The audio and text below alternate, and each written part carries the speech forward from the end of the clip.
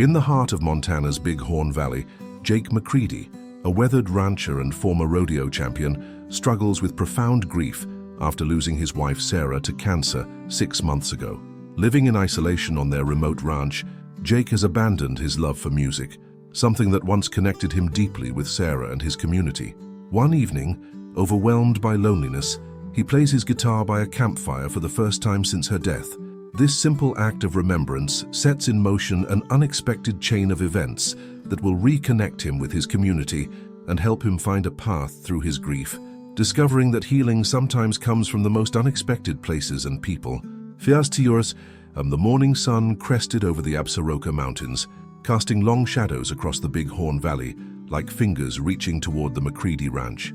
Jake stood on his weathered porch, coffee mug in hand, watching the light creep across the pastures where his cattle grazed. The September air carried the crisp promise of autumn, and the cottonwoods along Wolf Creek had begun their slow transformation from green to gold. 6 months. It had been 6 months since Sarah's funeral, since the last neighbor had driven down their gravel road, since the casseroles had stopped arriving, and the condolence calls had dwindled to nothing. 6 months of silence that seemed to echo louder than any sound Jake had ever heard. The ranch stretched out before him, 2,000 acres of Montana grassland that he and Sarah had worked together for 15 years. Every fence post, every gate, every weathered barn held memories of her laughter, her voice calling the cattle, her hands working alongside his to build something lasting. Now those same acres felt impossibly vast and empty. Despite the 100 head of black Angus that dotted the landscape, Jake drained his coffee and set the mug on the porch rail, the same rail where Sarah used to sit every morning, guitar in her lap, playing soft melodies while the ranch awakened around them. The guitar still leaned against the wall inside their bedroom, untouched since her last morning. He couldn't bear to move it, couldn't bear to hear music without her voice harmonizing with the strings. The day stretched ahead, with the familiar weight of routine, cattle to check, fences to mend, equipment to maintain. Work had become his salvation and his prison, the only thing that kept his hands busy and his mind from wandering too far into the darkness that seemed to lurk at the edges of every quiet moment. He climbed into his pickup truck, a battered Ford that had seen 20 years of ranch work, and drove out to the north pasture. The engine's rumble was one of the few sounds that didn't remind him of Sarah, and he found himself taking longer routes than necessary, just to prolong the mechanical noise that filled the cab. The cattle were healthy, their coats thick in preparation for winter. Jake moved among them with practiced ease, checking for signs of illness or injury, counting heads, ensuring the water tanks were full. It was mindless work that he could do in his sleep, which was both a blessing and a curse. His body knew the motions, but his mind was free to wander, and it always wandered back to her. As afternoon shadows began to lengthen, Jake found himself at the far corner of his property, where Wolf Creek made a lazy bend through a grove of ancient cottonwoods. This had been Sarah's favorite spot on the ranch. They'd built a small fire ring here years ago, a place to escape on summer evenings when the work was done and the stars emerged over the valley. He hadn't been back since the funeral. The fire ring sat undisturbed, filled with old ashes and scattered with fallen leaves. A log they'd dragged over for seating was still positioned perfectly, as if waiting for them to return. Jake stood at the edge of the clearing, feeling like an intruder in his own memory. The sun was setting behind the mountains, painting the sky in shades of amber and rose that Sarah had always loved. She'd called it God's canvas, and insisted they stop whatever they were doing to watch whenever the light hit just right. Jake found himself watching now alone, feeling the familiar ache in his chest that came with breathing. As darkness crept across the valley, Jake made an impulsive decision. He gathered deadfall from the cottonwoods, arranging it in the fire ring with the same careful attention Sarah had always appreciated. His hands remembered the motions, kindling first, then larger pieces, building a structure that would catch and hold flame. The match hissed to life in his fingers, and soon orange light danced across the clearing. Jake settled onto the old log, feeling the warmth on his face, listening to the pop and crackle of burning wood. For the first time in months, the silence didn't feel quite so heavy. Without conscious thought, his fingers began to move, playing an imaginary guitar against his thigh. The muscle memory was still there, chord progressions he and Sarah had played together on countless evenings just like this one. His hands shaped melodies in the air while the fire burned down to glowing coals.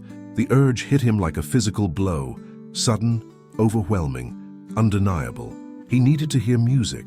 He needed to hear her songs, even if she wasn't there to sing them. Jake left the fire burning and drove back to the house with uncharacteristic urgency. The guitar stood in the corner of their bedroom, exactly where Sarah had left it, gathering dust in the moonlight, streaming through the window.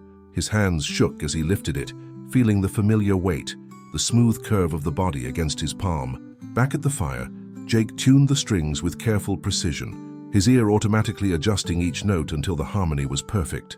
The first chord rang out across the clearing, a simple C major that seemed to echo off the mountains themselves.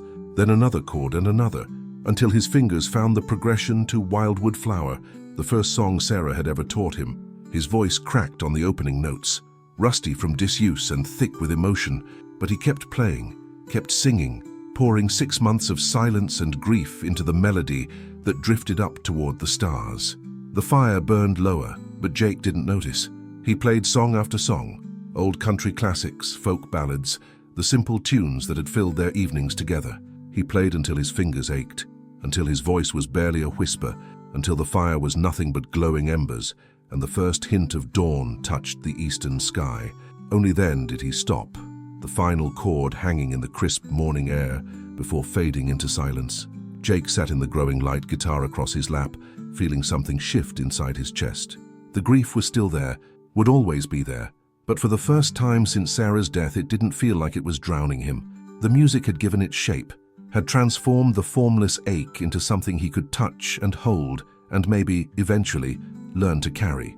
He stood stiffly, joints protesting the long night by the dying fire, and walked back toward the house as the sun painted the valley in shades of gold and promise. He had work to do, cattle to tend, a ranch to run. But something had changed in those hours between darkness and dawn, something that made the silence feel a little less empty and the day ahead a little less impossible to face.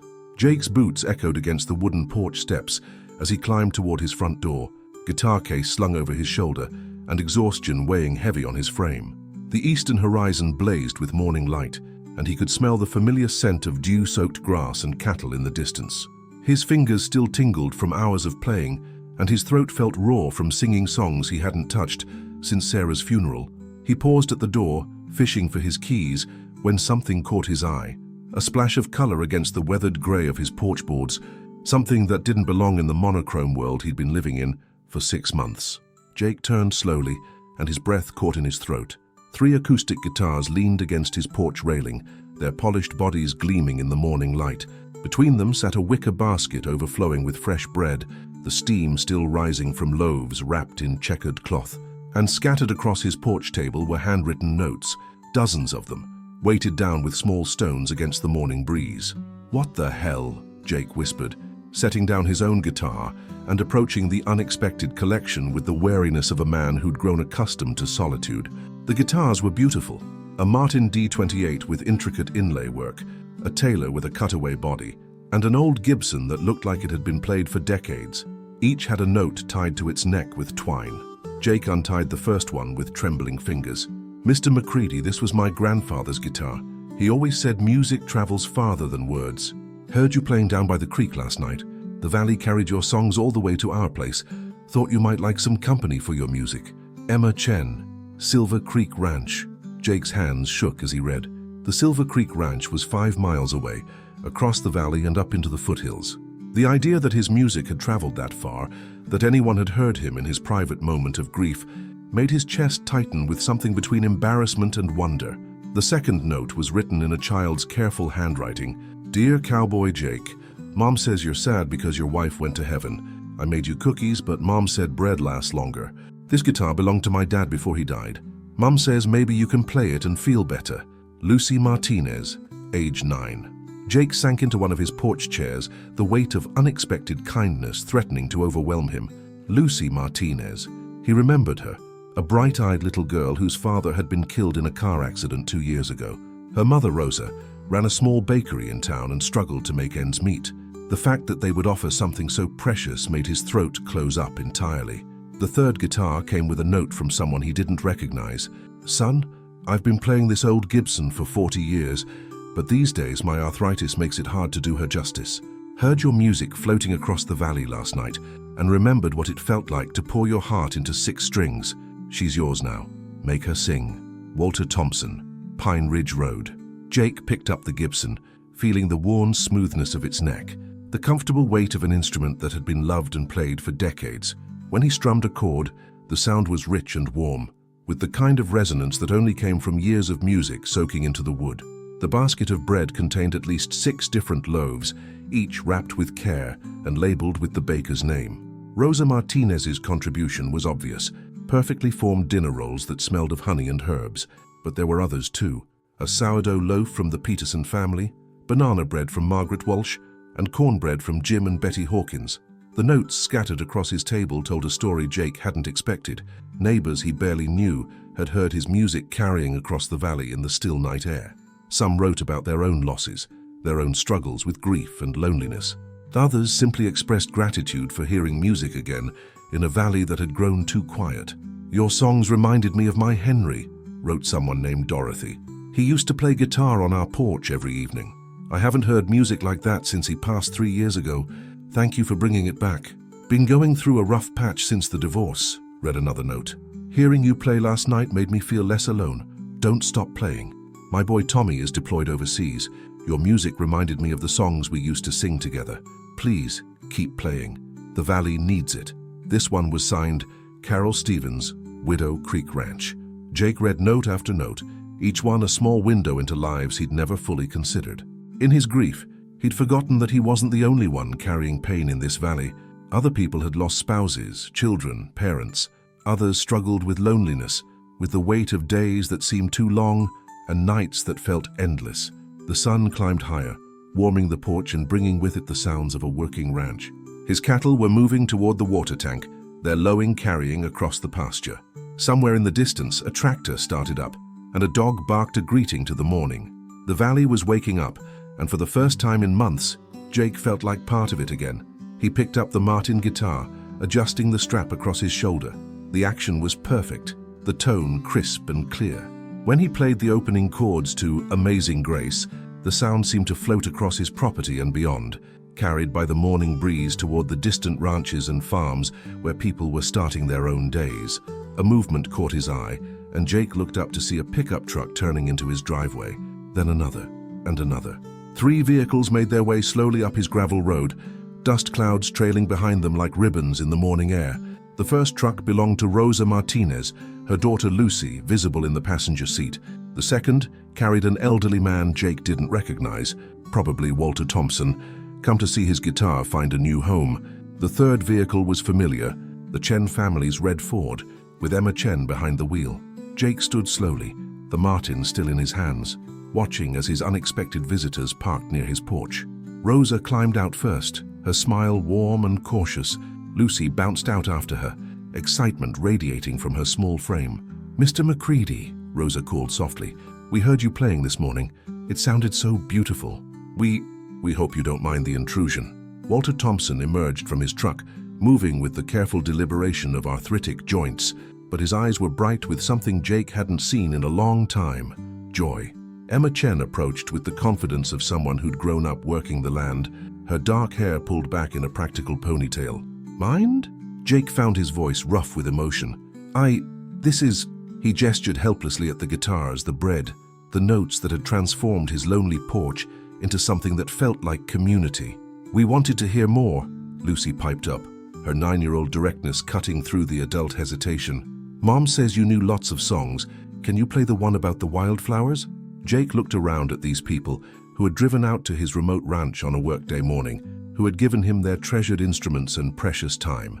The silence that had been his companion for 6 months suddenly felt less like protection and more like prison walls crumbling away. He strummed the opening chords to Wildwood Flower, Sarah's favorite song, and watched as his visitors settled onto his porch steps and the grass below. Their faces turned toward him with the kind of attention that music deserved, and for the first time since losing Sarah, Jake felt the healing power of shared melody beginning to work its magic on his grieving heart.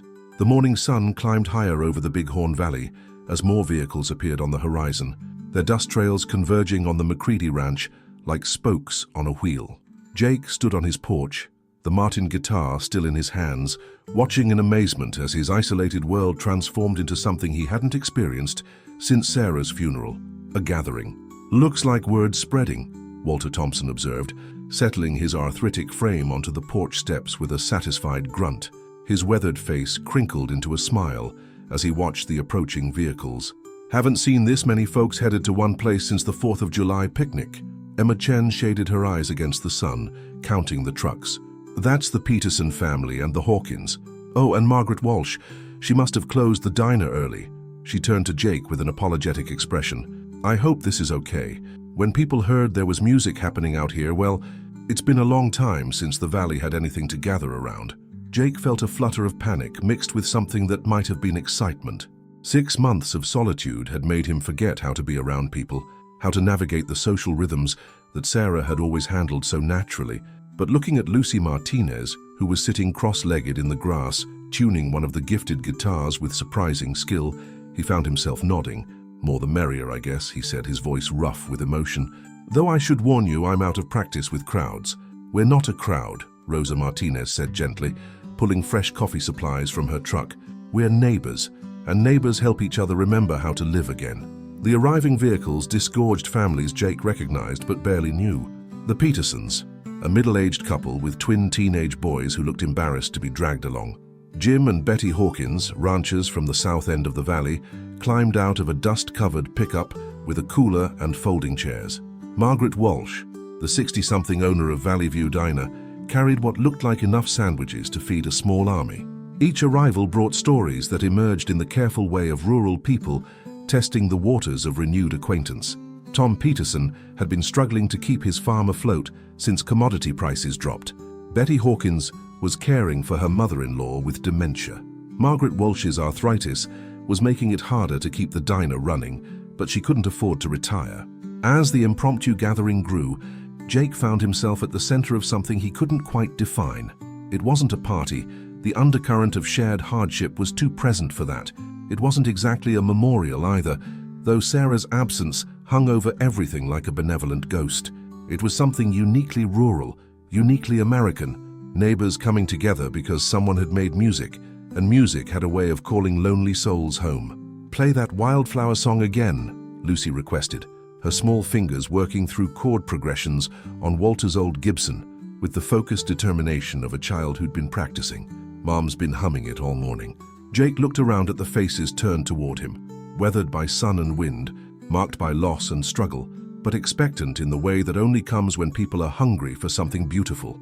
He began the finger-picking pattern for Wildwood Flower, and Rosa's voice joined his on the second verse, harmonizing with a sweetness that reminded him painfully of Sarah. One by one, others began to sing along. Walter Thompson had a bass voice that rumbled like distant thunder. Emma Chen sang harmony with the precision of someone who'd sung in church choirs. Even the Peterson twins mumbled along, trying to look like they weren't enjoying themselves. As the song ended, Margaret Walsh wiped her eyes with the back of her hand. "Haven't heard singing like that since." She paused, gathering herself. "Since my Harold passed. He used to say music was the language folks spoke when regular words weren't enough." "Harold was right," Walter said, reaching for the Taylor guitar. "Mind if an old man shows you something, Jake?" His fingers, gnarled with arthritis but still nimble, found the opening notes to "Will the Circle Be Unbroken." The melody was simple, timeless, and soon the entire gathering was singing, voices blending and separating like a river finding its way around stones. The hours passed without anyone noticing. More neighbors arrived. Some Jake had forgotten lived in the valley, others he'd never officially met. A couple from the new subdivision brought store-bought cookies and apologetic smiles. An elderly Native American man named Joseph Crow Feather arrived with a worn acoustic guitar and songs that predated the ranches and farms, melodies that seemed to rise from the earth itself. Stories emerged between songs. Emma Chen talked about her husband deployed in Afghanistan, how the silence of their ranch house felt heavier every night. Tom Peterson spoke quietly about the possibility of losing the farm his grandfather had homesteaded. Betty Hawkins shared her fears about her mother-in-law's declining health and the isolation that came with caregiving. Jake found himself listening more than talking, but when he did speak, it was about Sarah, how she'd loved this view of the valley, how she'd insisted on learning guitar so they could play together, how she'd made their ranch feel like the center of the universe instead of the edge of nowhere. The words came easier than he'd expected, softened by music and the understanding faces around him. "She would have loved this," he said during a break between songs, gesturing at the gathering that had spontaneously formed on his porch and yard. Sarah always said music was meant to be shared, that keeping it to yourself was like hoarding sunlight. Sounds like she was a wise woman, Joseph Crowfeather said, his voice carrying the weight of someone who'd seen his share of loss. In my tradition, we believe the spirits of our loved ones travel on the wind. Maybe your music last night was her way of calling the valley together. As afternoon shadows began to lengthen, no one seemed eager to leave. Rosa and Margaret had organized the food into a proper meal, spreading it across Jake's porch table and the tailgates of several trucks. Children who'd arrived with their parents were running through the grass, their laughter mixing with the ongoing conversation and occasional burst of song. Jake stood back for a moment, taking in the scene that had unfolded around him. His isolated ranch had become the heart of an impromptu community gathering, all because he'd played guitar by a dying fire, and his neighbors had heard something in the music that called to their own loneliness. Lucy Martinez appeared at his elbow, tugging on his shirt. "Mr. Jake," she said seriously, "are you going to play music again tomorrow night?" Jake looked down at her earnest face, then out at the gathering of neighbors who'd driven miles to share songs and stories on his porch. The silence that had been his companion for 6 months felt different now, not empty, but waiting for music to fill it, for voices to give it meaning, for community to transform it into something healing. "I think I might," he said, surprised by the certainty in his own voice. "Would you like to come back and listen?" Lucy's grin could have powered the entire valley. "Can I bring my guitar? Mom's been teaching me, and I almost know 3 whole songs." Jake felt something shift in his chest, a loosening of the tight knot that had lived there since Sarah's death. It wasn't gone, might never be completely gone, but it was changing, making room for something new, something that looked like hope and sounded like music and felt like the beginning of learning to live again. "I'd like that very much," he said, and meant it with every fiber of his being. 3 weeks had passed since that first unexpected gathering on Jake's porch, and the evening ritual had become as natural as sunrise over the Absaroka Mountains. Every night, as the sun painted the valley in shades of gold and crimson, vehicles began their pilgrimage up the gravel road to the McCready Ranch. What had started as a spontaneous response to grief-stricken music had evolved into something the valley hadn't seen in years, a true community. Jake stood by the fire ring where it all began, tuning the Martin guitar that had become his constant companion. The cottonwoods around Wolf Creek whispered in the evening breeze, their leaves now fully turned to autumn gold.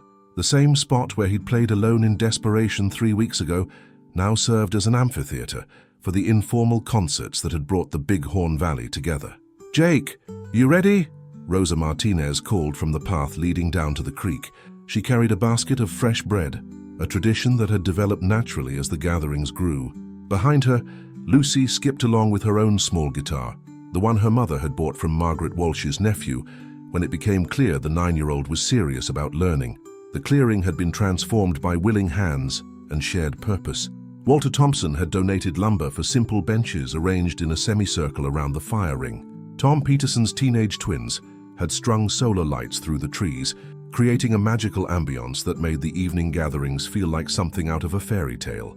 Joseph Crowfeather had contributed a traditional talking stick, explaining that it honored the indigenous people who had gathered in this same valley for centuries before the ranchers arrived.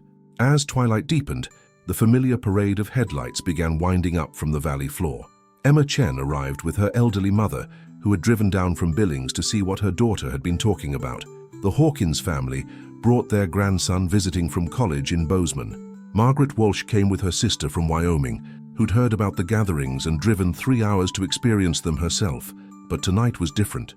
Tonight, Jake had invited someone special. A silver sedan navigated the gravel road with city car caution, and Jake's chest tightened with nervous anticipation.